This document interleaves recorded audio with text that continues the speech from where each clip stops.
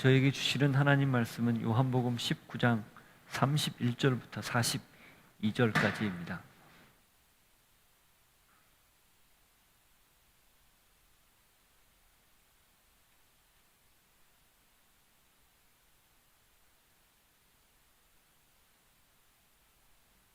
같이 읽겠습니다. 이날은 준비일이라. 유대인들은 그 안식일이 큰 날이므로 그 안식일에 시체들을 십자가에 두지 아니하려 하여 빌라도에게 그들의 다리를 꺾어 시체를 치워달라 하니, 군인들이 가서 예수와 함께 못 박힌 첫째 사람과 또 그 다른 사람의 다리를 꺾고 예수께 이르러서는 이미 죽으신 것을 보고 다리를 꺾지 아니하고, 그 중 한 군인이 창으로 옆구리를 찌르니 곧 피와 물이 나오더라. 이를 본 자가 증언하였으니 그 증언이 참이라. 그가 자기의 말하는 것이 참인 줄 알고 너희로 믿게 하려 함이니라. 이 일이 일어난 것은 그 뼈가 하나도 꺾이지 아니하리라 한 성경을 응하게 하려 함이라. 또 다른 성경에 그들이 그 찌른 자를 보리라 하였느니라. 아리마대 사람 요셉은 예수의 제자이나 유대인이 두려워 그것을 숨기더니 이 일 후에 빌라도에게 예수의 시체를 가져가기를 구하매 빌라도가 허락하는지라. 이에 가서 예수의 시체를 가져가니라. 일찍이 예수께 밤에 찾아왔던 니고데모도 모략과 침향 섞은 것을 100리트라쯤 가지고 온지라. 이에 예수의 시체를 가져다가 유대인의 장례법대로 그 향품과 함께 세마포로 쌌더라. 예수께서 십자가에 못 박히신 곳에 동산이 있고 동산 안에 아직 사람을 장사한 일이 없는 새 무덤이 있는지라. 이날은 유대인의 준비일이요 또 무덤이 가까운 거로 예수를 거기 두니라. 하나님, 오늘 말씀을 통해서 예수님이 죽으셨고 분명하게 매장되었다는 사실을, 묻혔다는 사실을 확인합니다. 이게 왜 중요하고 왜 이렇게 굳이 기록을 했는지 하나하나 저희가 들으면서 우리의 신앙을 다시, 그 기초를 다시 단단히 든든히 세울 수 있는 은혜가 있게 하여 주옵소서. 예수 이름으로 기도하옵나이다. 아멘. 하나님은 사랑이죠. 사랑의 증거, 그것이 자기 희생입니다. 아들 예수를 죽여서 우리를 살린 것이죠. 인간의 죄값을 하나님의 아들이 대신 치르게 한 사랑, 그것이 자기 희생이고 하나님의 은혜의 구체적인 모습입니다. 그래서 기독교, 그리스도교는 하나님의 죽음에서 시작됐습니다. 이건 하나님의 일방적인 약속이 있었기 때문에 가능한 일이었죠. 아브라함, 이삭, 야곱, 요셉 조상들과 약속을 했었고, 또 이집트에서 이스라엘 백성들을 탈출시킨 이후에 시내산에서 하나님이 모세를 불러 십계명을 중심으로 한 언약을 체결할 때 했던 약속이었습니다. 그 이후 아브라함과 약속한 이유, 아니면 그 어쩌면 우리가 지난 시간에 봤던 창세기 3장 15절의 원시복음, 오리지널 가스펠이라고 하는 여자의 후손과 뱀의 후손이 서로 물고 밟히는 그 약속, 그때부터 시작된 하나님의 원대한 계획이었습니다. 인간이 그렇게 해달라고 요구한 적 없어요. 하나님의 일방적인 은혜였습니다. 하나님은 인간이 범죄한 그때, 그 직후부터 뱀에 의해 발꿈치를 상하는 것을 자처하신 거예요. 그러나 그 발꿈치를 상하게 하지만 그 발로 뱀의 머리를, 사탄의 머리를 밟기로 결정한 거죠. 그게 십자가 희생입니다. 그리고 기독교는 그 십자가 희생, 곧 죽음, 아들 예수, 하나님의 죽음으로부터 시작이 된 거예요. 출발점이 전혀 다른 거예요. 유대교는 반면에 전통과 유전, 그들이 시내산에서 받았던 언약을 왜곡한 율법에 매여 있는 그런 종교였습니다. 하나님이 당신을 스스로 죽여서 인간을 구원하겠다, 죄로부터 해방시키겠다라는 말을 납득할 수가 없었어요. 왜? 그들이 가지고 있는 하나님에 대한 이미지, 신관에는 하나님은 절대 죽어서는 안 되는 존재이기 때문에 그렇습니다. 하나님인데 죽는다? 그들 뇌리에는, 그들 생각에는 하나님이 아닌 거예요. 신이 아닌 거예요. 신은 불멸, 불사의 존재 아닙니까? 그러니 납득할 수 없었던 거죠. 왜 지금도 유대인들이 저렇게 분쟁을 일으키면서 성전을 고수하고 다시 시오니즘을 주창하며 다윗 시대의 영광을 재현하려고 할까요? 2000년 전에 이 땅에 와서 자기들이 죽인 예수가 절대 그리스도라고 안 믿기 때문입니다. 그가 만일에 그리스도이고 하나님이라면, 하나님의 아들이라면 십자가에서 죽을 수 없다 여기기 때문에 지금도 메시아가 오기를 기다리는 거예요. 그 잘못된 신앙관, 잘못된 시오니즘이 결국 전쟁도 불사하고 모든 것들을 미화하는 그런 폭력으로 나타난 거죠. 기독교가 타락했을 때 비슷한 양상을 가졌습니다. 중세 때 그런 양상이 있었고 요즘 그런 양상들이 여기저기에서 들립니다. 왜 우리가 십자가 예수의 죽은 사실을 분명하게 다시 확인하고 그걸 마음에 되새기고 이게 우리 신앙의 기초다, 출발이다, 이걸 들어야 되는가? 너무 익숙한 얘기 아닙니까? 이 예수님의 십자가 죽음만큼 많이 들었던 설교 없을 거예요. 설교자들이 이 같은 내용을 똑같이 이야기하는 것만큼 힘든 것도 없어요. 너무 익숙하니까. 그런데 왜 들어야 돼요? 이거에서 양보하거나 물러서거나 혹은 변질되거나 왜곡이 되면 그건 곧 기독교가 아니기 때문이에요. 이걸 다시 들을 때마다 정리하고 순간순간 새롭게 다지지 않으면 우리 신앙은 유대교나 아니면 변질된 기독교로, 그래서 종교로 전락해버리고 말기 때문에 그렇습니다. 죽은 예수의 몸을 묻었다. 이게 왜 중요한가? 그 죽음으로부터 생명이 시작되었기 때문입니다. 죽음으로부터 우리의 신앙이 시작되었기 때문이에요. 그래서 오늘은 우리가 이 사실을 분명히 확인하면서 죽음의 증거들을 한 4가지 정도를 들을 거예요. 예수님이 죽었다라는 내용을 강조하는 거죠. 복음서 공통이에요.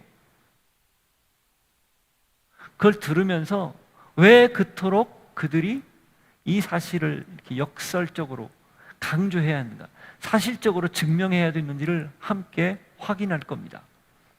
복음서가 쓰여졌을 때, 처음 마가복음이 쓰여졌을 때가 대략 AD 70년대 중반입니다. 그리고 요한복음이 쓰여질 때가 80년대 후반이나 90년대 초반이에요. 조금 더 늦게 보면 90년대 중반까지 봐요. 마가복음이 쓰여졌을 때 그때 70년대 중반쯤에는 박해가 아주 본격적으로 시작해서 아주 기독교가 힘들어졌을 때입니다. 그게 외부적인 공격이었어요. 그런데 요한복음이 쓰여졌을 때는 외부적인 공격이 지속되었고 내부적으로도 문제가 있었어요. 영지주의자들이나 거짓 교사들, 이 거짓 교사들이나 영지주의자들은요, 기독교 이단이에요. 다른 말로 이야기하면 예수를 아는 사람들이다, 그 말입니다. 예수를 모르고 그냥 다른 논리를 전개한 사람들이 아니라 교회 안에 들어와서 교회에서 이렇게 핍박을 받고 어려움을 겪는 걸 보면 이거 문제가 있지 않느냐. 예수님이 실제로 실제했던 것, 그리고 그가 죽었다는 사실, 우리가 지금까지 믿고 왔던 것들이 다소 무언가 잘못된 걸 믿고 있는 거 아니냐, 그런 생각을 차연히 갖게 됐어요. 워낙 박해가 심하니까. 그래서 자기들 나름대로 당시 헬라인들의 그런 어떤 그런 사상적 영향을 받은 영지주의자들, 이원론자들이죠. 육체는 악하고 영은 선하다. 그래서 예수님이 육체의 모습으로 이 땅에 오시는 건 그 자체가 악한 거기 때문에 어떻게 선한 분이 악한 몸을 입고 올 수 있느냐, 불가능하다 해서 그걸 가짜로 왔다 해서 가현설을 주장했었거든요. 그런 논리가 교회 안에 스며들기 시작했습니다. 자, 가현설이 교회 안에 스며들고 거기에 따라간 사람들이 있었다면 그건 무슨 의미일까요? 예수님이 죽지 않았다라는 것도 논리적으로 가능한 겁니다. 가짜로 왔으니 죽는 것도 불가능한 거죠.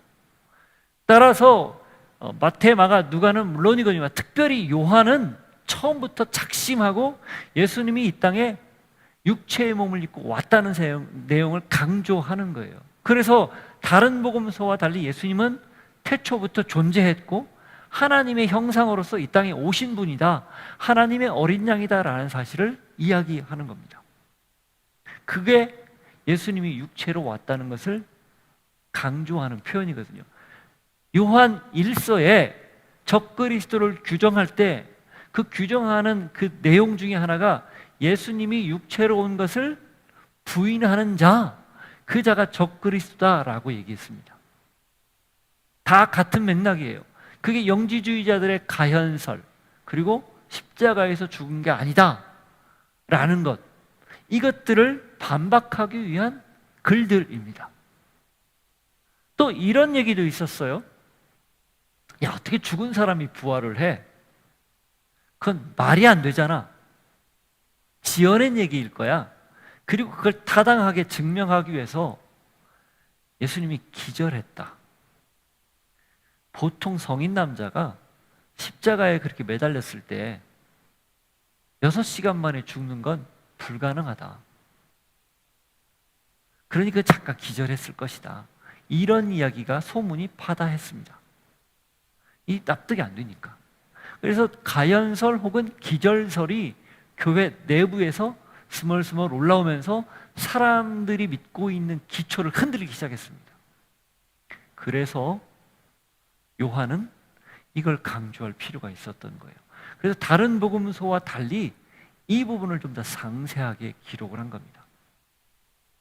자, 그 내용을 보면서 이 명백한 증거 4가지를 오늘 우리가 보며 예수님이 십자가에서 죽었다는 것, 그리고 그 죽었다는 증거로 묻혔다는 사실을 함께 들으면서 우리 신앙의 기초가 어때야 되는지를 확인하고 그 어떤 외부적인 혹은 내 다른 이야기들, 사상적인 가스라이팅을 우리가 당할 수 있는데 그런 부분들을 철저히 배제하고 복음에 온전히 사로잡혀 있기를 소망할 수 있는 여러분들이 되시기를 도전합니다.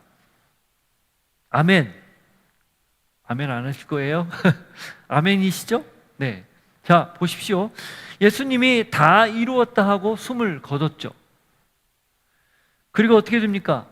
예수님이 돌아가신 날, 죽은 날이 6월절 바로 전날이었어요. 가장 큰 명절이었거든요. 다른 날은 몰라도 그날만큼은 특별하게 유대인들은 지켜야 했습니다. 그런데 골고다 언덕에, 예루살렘 바로 외곽에 그 언덕에 사람들이 다 보이는 그 언덕 꼭대기에 십자가가 덩그러니 서 있다. 죽은 시체가 매달려 있다. 그 유월절을 지키는데 그게 멀리서 보일 거 아니에요. 그다지 멀지도 않은 곳이거든요. 눈에 보이잖아요. 그게 얼마나 끔찍해요. 그리고 그게 얼마나 부정한 것처럼 보입니까?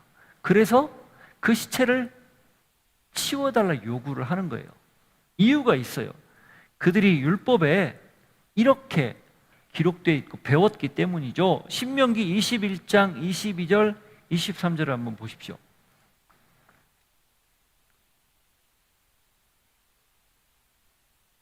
(21장) 22절 23절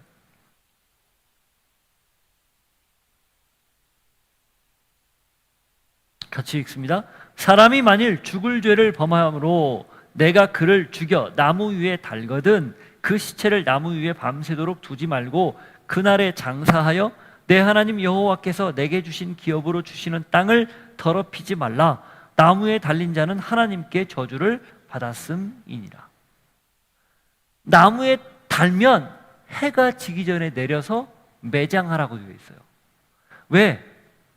땅을 더럽히는 것이니까. 나무에 달아놓으면 사람이 거기서 피를 흘리면서 땅을 저렇게 피로 땅을 물들일 거 아니까. 그걸 하나님이 지극히 경계했어요. 땅을 하나님이 주신 기업으로 여겼는데 그 땅이 이 죽은 자의 피로 더럽혀지는 걸 경계했던 거죠.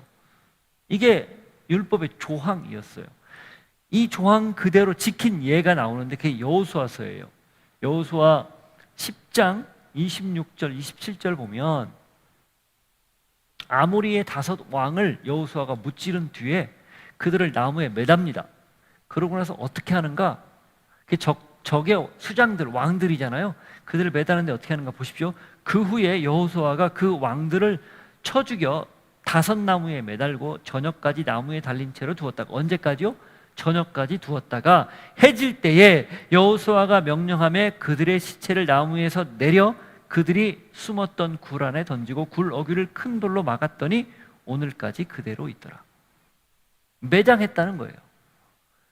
심지어 적의 왕을 처형하고도 율법을 지키기 위해서 내버려 두지 않고 내려서 해지기 전에 매장하는 것, 이게 율법을 지키는 그들의 모습이었습니다. 여느 때도 그러는데 6월절이라는 대명절, 가장 큰 명절이 그들 코앞에 다가왔는데 그걸 가만둘 수 없었던 거죠. 어떻게 합니까?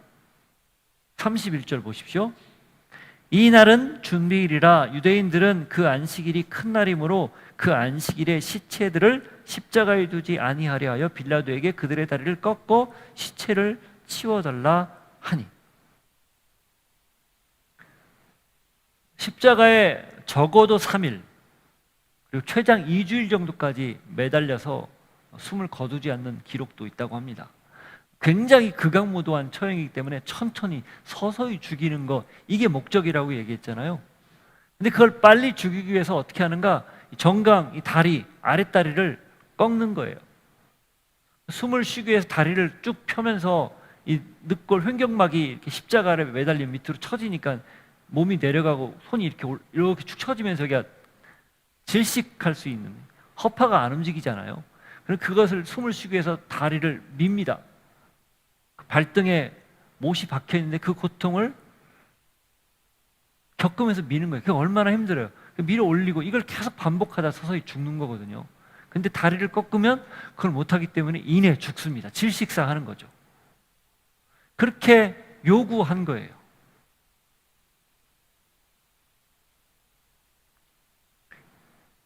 여러분, 여기에서 유대인들의 이 잔인한 모습을 봅니다.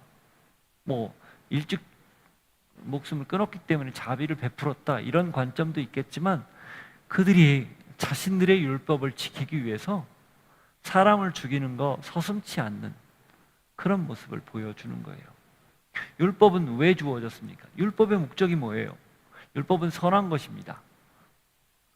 율법은 생명을 얻게 하기 위해서 주신 거예요. 하나님이 누구인지 가르쳐 주기 위해서 주신 거예요. 하나님이 누구인지를 알면 그로 말미암아 생명을 얻죠. 그런데 이들은 율법을 어떻게 지금 사용하고 있어요? 죽이는 데 쓰고 있는 겁니다. 이게 유대인들이 저지른 가장 큰 잘못이에요. 32절, 33절 보십시오. 군인들이 가서 예수와 함께 못 박힌 첫째 사람과 또 그 다른 사람의 다리를 꺾고 예수께 이르러서는 이미 죽으신 것을 보고 다리를 꺾지 아니하고, 이미 숨졌기 때문에 다리를 꺾을 필요가 없었다는 거죠. 그리고 어떻게 해요? 죽었는지 확인하기 위해서 예수님의 몸 옆구리를 창으로 찌릅니다. 34절. 그중 한 군인이 창으로 옆구리를 찌르니 곧 피와 물이 나오더라. 예수님은 다리를 꺾지 않고 죽은 걸 확인하기 위해서 창으로 찔렀더니 물과 피가 나왔다. 이게 기록이에요. 다른 복음서에는 없습니다. 자, 그러면 요한이 왜 굳이 이걸 기록을 할까요? 다른 복음서에는 다리 꺾는 이야기는 나와요. 그래, 예수님의 몸을 죽었는지 확인했다는 내용은 나오지 않습니다. 제가 서두에 언급했던 그 기절설 혹은 영지주의자들이 가짜로 하나님이 몸을 입을 수 없다라는 그 주장 때문에 가짜로 왔다라는 것을 정면으로 반박하는 거예요. 육체가 없으면, 이 육신이 없으면 찌를 수도 없죠. 물과 피는 당연히 안 나오죠. 자, 그러면 기절하면, 찌르면 물이 안 나옵니다. 피가 나오죠. 그 의학적으로 죽으면 사람 몸에 더 이상 이 심장이 움직이지 않기 때문에 피가 굳습니다. 피가 굳으면, 피가 굳은 부분은 이 피떡이라고 하죠. 이렇게 떡지는 것처럼 굳어버리고 나머지는 혈청이 물처럼 나옵니다. 물처럼 이렇게 고입니다. 근데 그걸 옆구리를 찌르거나 어떤 특정 부위를 찌르면 고여있던 물이 쏟아지는 거예요.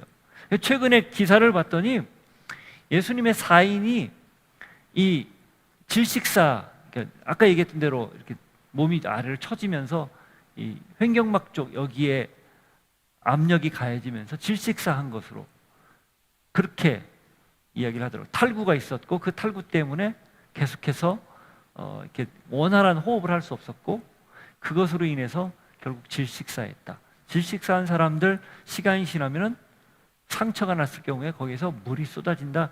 이런 의학적 소견을 제시한 걸 봤습니다. 왜 이게 중요한가? 네, 예수님이 죽었다는 거예요. 첫 번째 증거, 물과 피입니다. 실제로 시체에서 쏟아지는 물과 피예요. 예수님이 죽지 않았으면 그건 그냥 하나의 가설일 뿐이에요. 퍼포먼스일 뿐입니다. 예수님이 가짜로 이 땅에 왔으면 죽을 수도 없어요. 요한은 이걸 통해서 당시 신앙이 흔들리는 교회, 소아시아에 흩어져 있는 교회들에게 아니, 우리가 믿는 분은 당신의 생명을 내어줌으로 우리의 생명을 허락하신 진짜 주님이셔. 이걸 이야기하는 거예요. 십자가는 그래서 다시 우리 신앙의 첫 출발점이 되는 거죠. 그가 생명을 내어줘, 목숨을 내어줘서 우리가 생명을 얻게 된 것입니다. 그걸 잊지 않아야 돼요. 놓치지 않아야 돼요.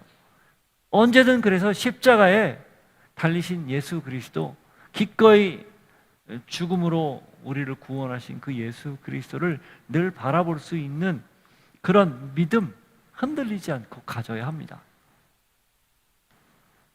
자, 예수가 죽었다는 첫 번째 증거가 물과 피였다면 두 번째 증거는 목격자의 증언입니다. 35절 한번 보십시오. 이를 본 자가 증언하였으니 그 증언이 참이라. 그가 자기의 말하는 것이 참인 줄 알고 너희로 믿게 하려 함이라. 이를 본 자가 증언했다. 여기서 본 자는 누구일까요? 요한입니다. 그러나 요한뿐입니까? 아니에요. 예수님의 어머니 마리아를 비롯해 다른 마리아들이 거기에 있었죠. 그리고 종교 지도자들이 그것을 목격하고 있었어요. 군중들이 있었습니다. 군인들이 있었어요. 그들은 쉬쉬하고 다 숨기려 했겠죠. 그러나 한 가지 분명한 건 죽었다라는 거예요. 확인한 거니까. 그리고 무엇보다도 요한이 이것을 가장 강력하게 증언합니다. 그런데 왜 그들이 믿지 않았을까요? 왜 그들이 교회 내부에서 잘못된 가르침을 전하는 사람들에게 현혹됐을까요? 부활을 믿지 못했기 때문에 그렇습니다. 부활이 의심스럽기 때문에 그래요. 부활의 전제가 뭡니까? 죽어야 되는 거죠. 부활을 못 믿기 때문에 죽음도 못 믿는 거예요. 또 반대로 죽은 걸 믿으면 부활도 믿습니다. 연결되어 있어요. 뗄 수가 없어요. 결과적으로 부활도 못 믿고 죽는 것도 안 믿는 거죠. 못 믿는 거죠. 그러한 논리적인 접근, 이성적인 접근에 이 거짓 교사들의 이런 가르침이 슬며시 들어왔고 그럴싸하기 때문에 현혹된 거예요. 우리가 흔히 듣는 가스라이팅 효과입니다. 잘못된 정보나 잘못된 어떤 관계를 오랫동안 맺다 보면 거기에 나도 모르게 익숙해져서 다른 것들을 믿지 않는 거죠. 그것만 따라가는 거예요. 왜 저런 최고의 지성인이라고 불리는 사람들이 말도 안 되는 이단 사상에 저렇게 현혹돼서 그들의 논리적인 근거를 세워주고 앞장서는 그런 모습들을 띌까? 같은 논리입니다. 진리를 분별하지 못하고 가짜를 마치 진짜인 양 받아들이기 때문에 그래요. 따라서 우리는 잘 믿어야 됩니다. 예수 잘 믿으십시오. 그 말이 무엇을 의미하는지 늘 고민해 봐야 돼요. 잘 믿으려면 어떻게 해야 돼요? 잘 알아야 돼요. 잘 알아야 잘 믿죠. 잘 알려면 잘 배워야 됩니다. 잘 경험해야 돼요. 잘 배우고 잘 경험하려면 잘 가르치는 걸 들어야 돼요. 잘 가르치는 걸 들으려면 그게 진짜인지 가짜인지를 잘 분별해야 합니다. 그러면 잘 분별하려면 어떻게 해야 되는가? 기준이 명확해야 돼요. 이 기준에 근거해서 진짜인지 가짜인지를 분별해야 되는 거죠. 그래서 말씀입니다. 그래서 다시 말씀이에요. 그러니까 말씀을 잘 읽고 진리 위에 터 위에 굳게 서 있으면 분별력이 생겨요. 그럼 가르치는 걸 들을 때 저걸 잘 가르치는지 못 가르치는지 알 수 있어요. 잘 배울 수 있어요. 그러면 잘 알 수 있고 잘 믿을 수 있는 겁니다. 결국 말씀의 토대 위에 굳게 서는 것, 이것이 우리의 신앙을 건강하게 만드는 기준점이라는 거죠. 목격자들이 그렇게 증언하는 것, 이걸 우리가 성경을 통해서 들었습니다. 또 여러 경황들을 통해 들었어요. 두 가지를 지금 들었잖아요. 이것들을 말씀을 통해 우리가 들었기 때문에 그걸 기준 삼아 예수님의 십자가 죽음을 믿는 거예요. 그리고 그가 묻혔다라는 사실을 인정하는 거죠. 사도신경에 장사한지라는 말이 들어간 이유입니다. 땅에 베리, 묻혔다는 거죠. 베리. 왜 굳이 그 축약한 사도신경에 죽으시고 묻혔다는 사실을 썼을까요? 같은 맥락이에요. 그게 출발점이기 때문입니다. 여러분, 그러니 목격자들이 말씀을 통해서 이 성경에 기록된 대로 증언하는 걸 오늘 우리가 잘 믿을 수 있기를 바라요. 흔들리지 않는 믿음을 가질 수 있기를 바랍니다. 세 번째 증거가 있습니다. 예언이 성취되었다라고 하는 내용입니다. 36절, 37절. 이 일이 일어난 것은 그 뼈가 하나도 꺾이지 아니하리라 성경을 응하게 하려 함이라. 또 다른 성경에 그들이 그 찌른 자를 보리라 하였느니라. 그 뼈가 하나도 꺾이지 아니하리라. 기억이라고 되어 있죠. 거기 보면 난회주에 보면 기억 보면 출애굽기 12장 46절, 민수기 9장 12절, 시편 34편 20절 이렇게 되어 있습니다. 출애굽기 12장 46절을 한번 보십시오.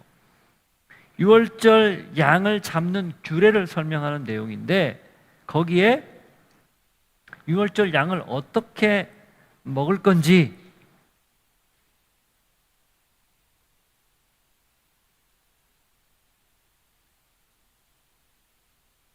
이야기하고 있어요. 자, 46절. 한 집에서 먹되 그 고기를 조금도 집 밖으로 내지 말고 뼈도 꺾지 말지며 이렇게 되어 있습니다. 이 한 집에서 먹는데 그 먹는 게 뭐냐면 양이에요. 유월절 규정, 유월절 의식을 하나님이 모세를 통해서 알려주시는데 그게 뭐였냐면 어린 양을 1년 된 수컷, 흠없고 점없는 어린 양을 잡아라. 그리고 그걸 죽여서 그 피를 문 좌우 기둥에 발라라. 위에 발라라. 이렇게 이야기하고 그 어린 양은 어떻게 했냐면 뼈를 꺾지 말고 굽지 않고 삶아서 통째로 먹어라 이렇게 얘기했습니다.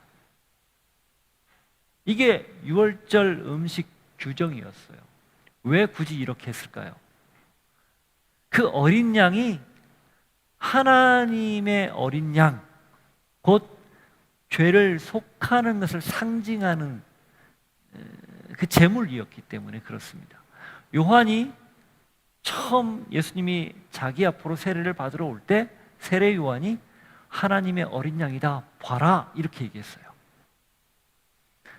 이스라엘 사람들 뇌리에 보라 하나님의 어린 양이다 라는 선언은 아 저자가 메시아구나 라는 말과 같았습니다. 하나님의 어린 양이 메시아로 오셔서 우리를 구원할 거다 이렇게 들어왔거든요. 예수님이 어린 양, 유월절 어린 양으로 오셨고 유월절 어린 양으로 제물이 되어 십자가에서 죽었기 때문에 유월절 양이 뼈를 꺾지 않고 먹듯 그의 뼈도 꺾이지 않아야 된다는 거예요. 시편 34편 20절을 보시죠. 민수기 9장은 같은 내용이에요. 시편 34편 20절.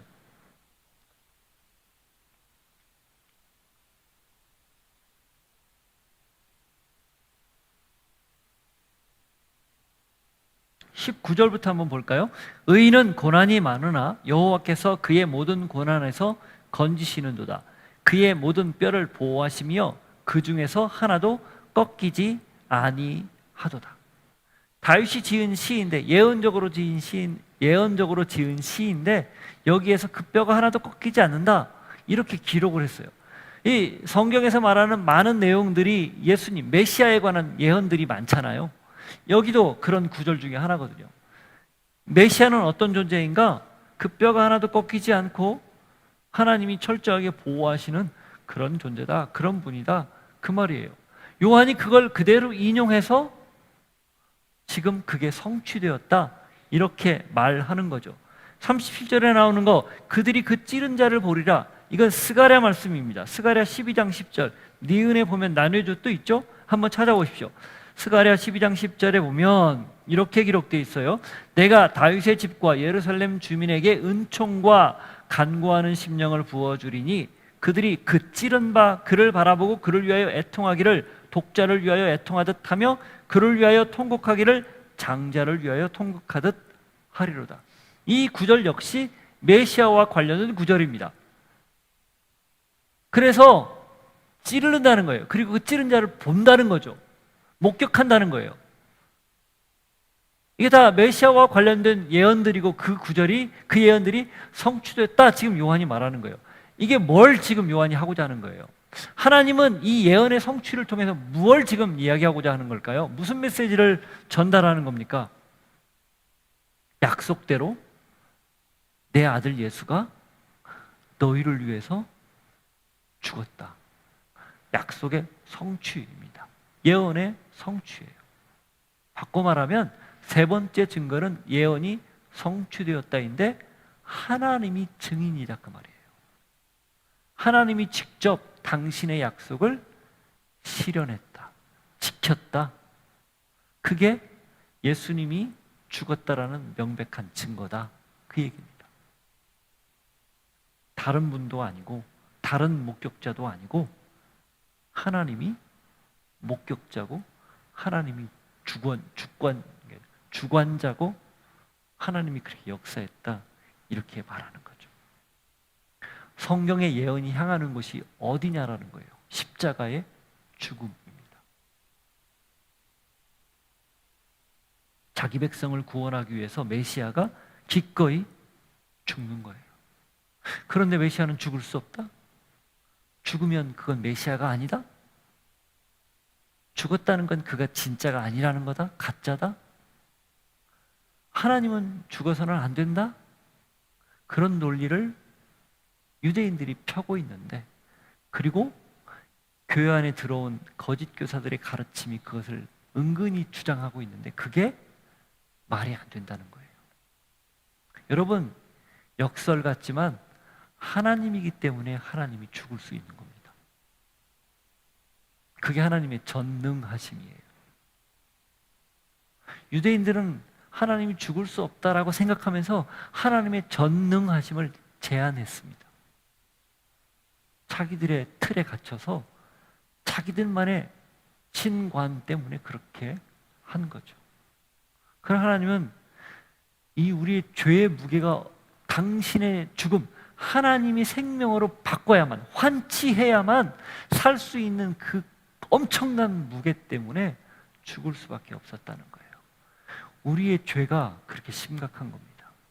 하나님이 죽지 않고는 해결할 수 없는 것. 그래서 죽겠다라고 다짐했고 지킨 거예요.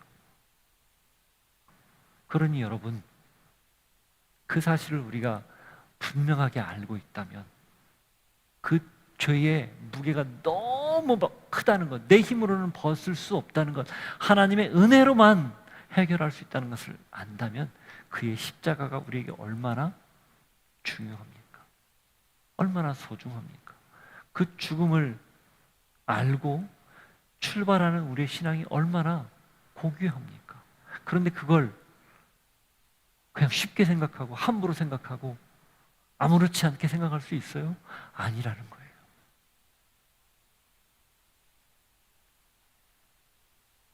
그래서 십자가는 묵상할수록, 예수님의 죽음은 묵상할수록 감당할 수 없는 하나님의 커다란 사랑과 은혜를 우리가 맛볼 수밖에 없는 거죠. 저는 여러분이 그 십자가를 늘 생각하면서 그 무게를 잃지 않기를 바라요. 짓눌리는 무게가 아니라 사랑의 무게이죠. 은혜의 무게이죠. 죄책의 무게가 아니라 그런 은혜가 여러분에게 있기를 바랍니다. 자, 십자가에 달려서 죽었다는 가장 확실한 증거는 네 번째 뭘까요? 무덤입니다. 묻혔다라는 거예요. 하나님은 이 무덤을 증명하기 위해서, 예수님이 매장됐다라는 것을 드러내기 위해서 기가 막히게 두 사람을 들어 사용합니다. 아리마대 요셉과 니고데모 있죠. 38절, 39절을 읽어볼까요? 아리마대 사람 요셉은 예수의 제자이나 유대인이 두려워 그것을 숨기더니 이 일 후에 빌라도에게 예수의 시체를 가져가기를 구하매 빌라도가 허락하는지라 이에 가서 예수의 시체를 가져가니라. 일찍이 예수께 밤에 찾아왔던 니고데모도 몰약과 침향 섞은 것을 100리트라쯤 가지고 온지라. 이 아리마대 요셉에 대한 내용은 복음서 네 군데에 다 나옵니다. 그리고 네 군데에서 요셉을 설명하는 내용들이 조금씩 다르지만 종합해 보면 이거예요. 그는 부자였다. 마태복음의 증거죠. 그는 공회원 멤버였다. 마가와 누가의 증거입니다. 그는 의로운 자다. 제자다. 이런 증거. 의로운 자다. 마가의 증거이고, 그 다음에 제자다라는 말은 요한의 증거예요. 이걸로 종합해 볼 때 아리마대 요셉은 어느 날 갑자기 뚝딱 하고 떨어져서 이날 나온 게 아니라 여기 나와 있는 것처럼 이 사람들이 그 유대인들이 두려워서 그것을 숨겼던 사람이었다는 거예요. 제자가 하루아침에 됩니까? 아니에요. 제자라고 평가받는 건 그가 오랫동안 예수님을 따랐다는 거예요. 아마도 공생의 기간 내내 예수님에 대해서 관심을 갖고 보이지 않게 섬기거나 따랐겠죠. 그러나 드러내지는 않았다는 거예요. 이것으로 볼 때 그는 굉장히 예수님 앞에 신실했던 사람으로 보입니다. 그런데 아이러니한 건 예수님이 살아있을 때도 자기가 제자라는 것을 숨겼어요. 왜? 공회원 멤버였기 때문에 그래요. 공회원 멤버는 아무나 뽑지 않습니다. 그 유대 사회에서 가장 유력한 사람들을 뽑아요. 나이도 좀 있어야 되고, 그리고 여러 가지 사회적 지위나 영향력이 있어야, 그리고 무엇보다 율법에서 흠결이 없고 바리새인 같은 그런 삶을 살면서 모든 사람들에게 존경을 받아야 공회원 멤버가 돼요. 비슷비슷한 사람들이 70몇 명이 모여있는 그런 위원회죠. 당연히 드러내는 게 쉽지 않았을 거예요. 니고데모도 관원이라고 되어 있습니다. 공회원이라고 되어 있고. 아마 그 둘도 여기에서 서로 알게 됐을지 몰라요. 당신도 예수를 믿었어? 나도 믿네. 이런 식으로. 그만큼 은밀하게 따랐던 거죠. 왜? 그걸 드러내는 순간 공회원 자격 박탈, 유대 사회에서 쫓겨나기 때문에 두려웠던 거예요. 그런데 놀라운 건 예수님이 돌아가신 뒤에 자기가 예수님의 제자라는 사실을 밝혔다는 겁니다. 여러분, 살아계셨을 때 드러내는 게 조금 나아요? 아니면 죽고 없을 때 드러내는 게 나아요? 당연히 살아있을 때죠. 그나마 조금 예수님 힘을 쓸 때 아닙니까? 보호라도 해주죠. 근데 지금 죽고 없단 말이죠. 제가 좀 고민을, 묵상을 해봤어요. 이 요셉은 무슨 용기가 갑자기 생겼을까? 십자가 처형을 바라봤을 거예요. 처절하게 죽어가는 모습을 봤을 거예요. 아버지여, 저들을 용서해 주십시오. 저들이 하는 것을 알지 못합니다. 다 이루었다. 나의 영혼을 아버지 손에 의탁합니다. 엘리 엘리 라마 사박다니. 이런 일련의 과정을 쭉 보면서 아마 가슴 속에 그 죽음의 현장에서 물밀듯 밀려오는, 저렇게 해서 우리를 구원하시려는, 저렇게 해야만 우리가 구원받는다는 그 하나님의 놀라운 사랑, 그 처절한 사랑을 그가 십자가 밑에서 몸소 다 받아들인 것으로 느껴졌어요. 그러니 그렇게 죽었을 때 이제는 더 이상 숨길 필요 없다라고 여겼던 거죠. 그리고 자기가 그렇게 섬겼던 주님이 십자가에 달려서 짐승들의 밥이 되거나 새의 밥이 되고 사람들의 조롱거리가 되는 걸 사실 다 벗겨졌거든요. 수치를 오랫동안 그렇게 시체가 훼손되는 것을 두고 볼 수 없어서 찾아갔던 거예요. 마가복음에 의하면 당돌하게 찾아갔다고 나와요. 담대하게, 혹은 너무 사람들이 놀랄 만큼, 아니 당신이 예수를 믿었다고? 아니 당신이 시체를 달라고? 이렇게 할 만큼 너무 당황스럽게 찾아가서 요구했던 것으로 나옵니다. 신앙은 뭘까? 여러분, 십자가 아래에서 그 십자가가 어떤 걸 의미하고 죽음이 무엇을 의미하는지 몸소 겪을 때 비로소 내 속에 있는 것이 자연스럽게 드러나는 거예요.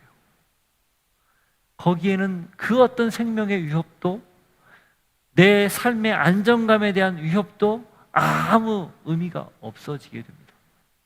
오직 십자가의 예수 그리스도 한 분만 제일 소중한 가치가 되는 거죠. 그게 지금 요셉이 우리에게 보여주는 시체를 달라고 요구하는 모습 속에서 주는 도전이에요.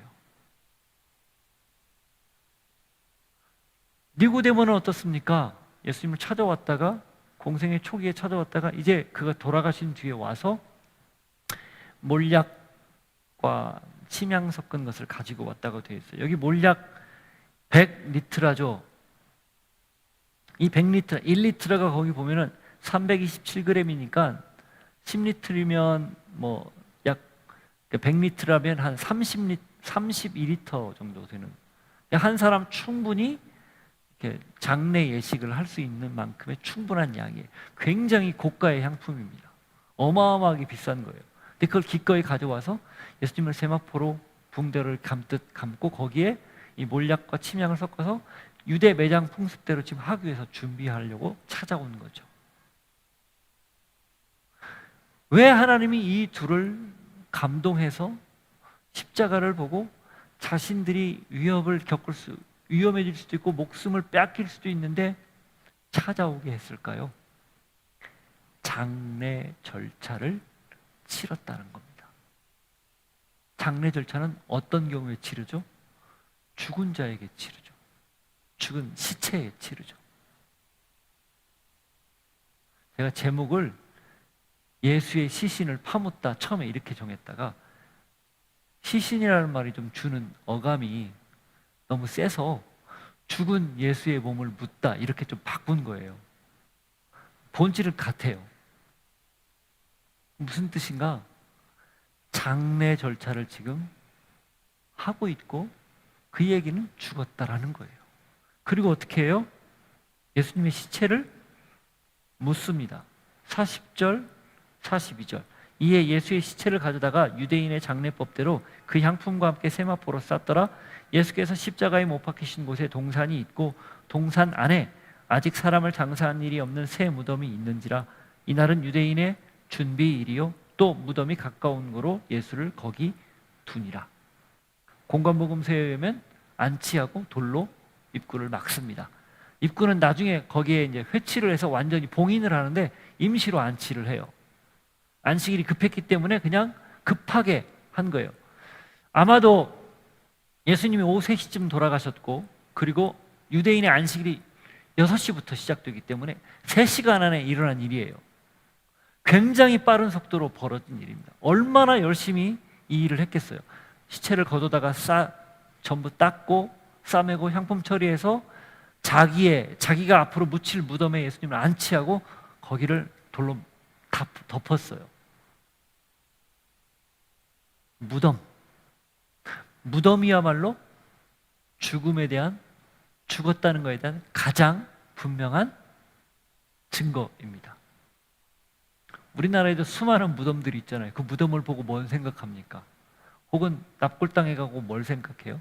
죽었다는 걸 생각하죠. 그분을 추억하죠. 떠올리죠. 마찬가지예요. 그러나 이 무덤, 다음 주에 보겠지만 빈 무덤이 됩니다. 모든 종교의 창시자에는 무덤이 있어요. 묻혀 있죠. 다 죽었어요. 예수님도 죽었어요. 차이가 하나 있죠. 빈 무덤은 예수님의 무덤밖에 없습니다. 부활입니다. 그럼 이 죽음은 무엇을 의미하는 건가?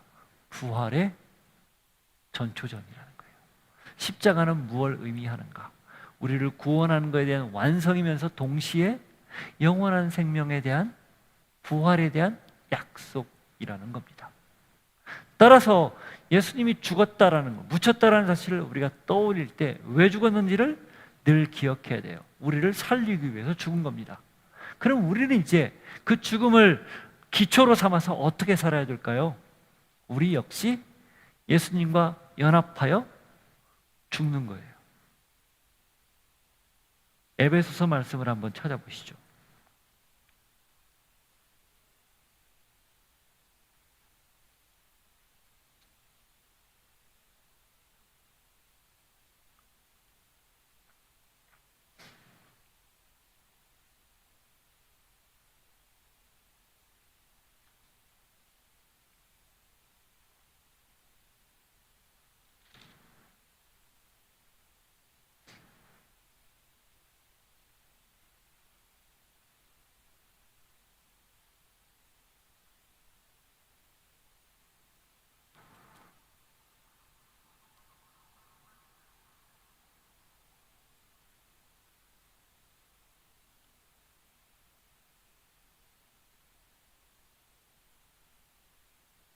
자, 에베소서 2장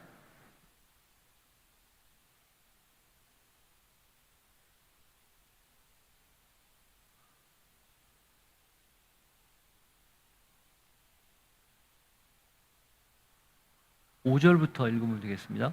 허물로 죽은 우리를 그리스도와 함께 살리셨고 너희는 은혜로 구원을 받은 것이라. 또 함께 일으키사 그리스도 예수 안에서 함께 하늘에 앉히시니 이는 그리스도 예수 안에서 우리에게 자비하심으로써 그 은혜의 지극히 풍성함을 오는 여러 세대에 나타내려 하심이라. 너희는 그 은혜에 의하여 믿음으로 말미암아 구원을 받았으니 이것은 너희에게서 난 것이 아니요 하나님의 선물이라. 행위에서 난 것이 아니니 이는 누구든지 자랑하지 못하게 함이라.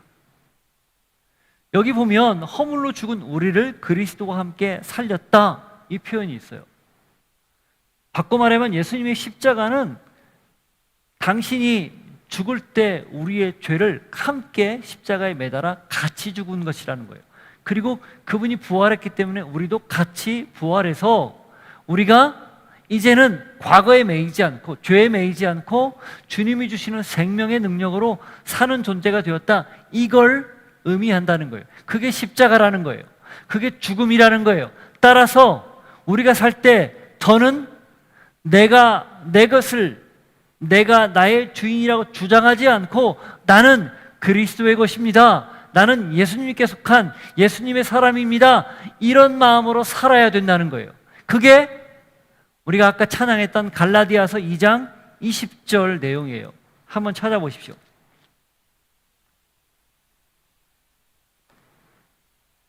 갈라디아 2장 20절. 내가 그리스도와 함께 십자가에 못 박혔나니 그런즉 이제는 내가 사는 것이 아니요 오직 내 안에 그리스도께서 사시는 것이라. 이제 내가 육체 가운데 사는 것은 나를 사랑하사 나를 위하여 자기 자신을 버리신 하나님의 아들을 믿는 믿음 안에서 사는 것이라.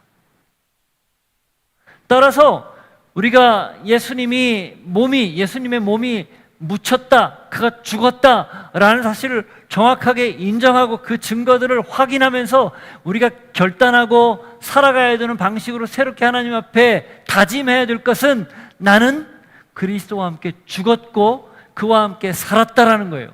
그러니 내가 나를 주인 행세하듯 주장하지 않고 이제는 그리스도와 더불어 그분이 나의 주인이 되어서 살도록 내어 맡기고 하나님께 의탁하고 지내야 된다. 그게 오늘 말씀 속에서 우리에게 주시는 메시지입니다. 여러분 스스로를 한번 돌이켜보면서 나는 나를 위해 사는지 아니면 그리스도를 위해 사는지, 내 자신이 나의 주인이 되어 사는지 아니면 하나님이 나를 인도하고 이끌어간 대로 사는지 한번 떠올려 볼 수 있기를 바라요. 그리고 그 죽음 앞에서, 죽었다는 증언 앞에서, 그 증거 앞에서 우리 스스로 하나님께 나 자신을 내어 맡기고 그렇게 주님과 더불어 살 수 있는 모두가 될 수 있기를 바랍니다. 함께 한번 기도합니다. 하나님 아버지, 나는 그리스도와 함께 십자가에 못 박혀 죽었습니다. 이제는 내가 사는 것이 아니라 오직 그리스도께서 사시는 것입니다. 이 고백을 드리며 날마다 내 안에 주님이 왕이 되어서 나를 다스리고 통치하고 인도하시는 것을 따라 살아갈 수 있는 저희들이 되게 하옵소서. 같이 기도하겠습니다. 하나님 아버지, 예수님이 십자가에서 죽었다는 사실 네 가지 증거를 통해서 우리가 보았습니다. 물과 피를 쏟으셨다는 것, 증인들이 그걸 봤다는 것, 하나님이 직접 증언하고 있다는 것, 그리고 무덤이 있고 그 무덤에 묻혔다는 것, 이게 예수님이 죽었다는 증거입니다. 예수님이 왜 죽었습니까? 나를 살리기 위해서 죽었습니다. 나의 죄가 허물과 정과 욕심이 십자가에 못 박혀 함께 죽었습니다. 이제는 내가 사는 것 아니라 그리스도께서 내 안에 사시는 것을 알고 그 죽음을 이해할 때 더는 내가 나의 왕이 아니라 나의 왕은 그리스도 예수 한 분이라는 사실을 기억하고 살 수 있는 저희들 모두가 되게 하여 주옵소서. 예수 이름으로 기도하옵나이다. 아멘. 자리에서 일어서 우리 찬양 같이 고백합니다. 내가 그리스도와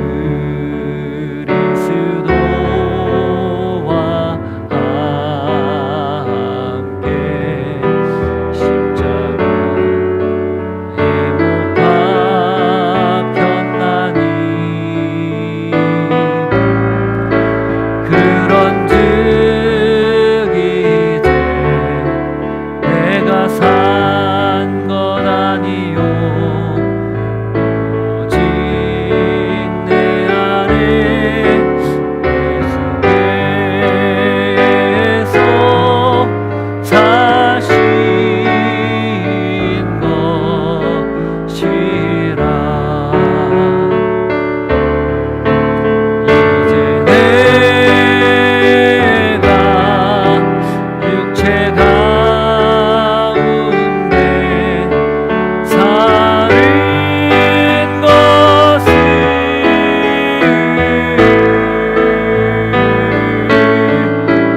나를 사랑하사 자기 몸 버리신 예수 위에 산 것이라.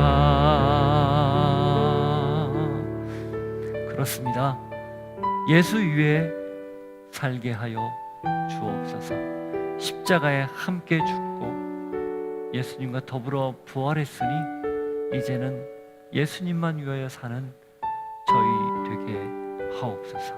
그것이 예수님의 죽음의 의미이고 죽음에서 출발한 우리 신앙의 기초라는 걸 잊지 않고 늘 기억하며 살게 하여 주옵소서.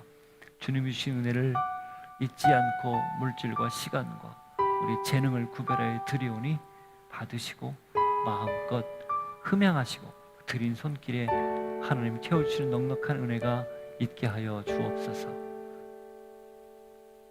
지금은 예수 그리스도의 은혜와 하나님 아버지의 사랑과 성령님의 교통하심이 나는 죽고 예수로 살겠습니다. 그 죽음의 의미를 잊지 않고 되새기며 살기를 결단하는 주의 백성들 머리 위에 삶의 자리 위에 이제로부터 함께 하시기를 축원하옵나이다. 아멘.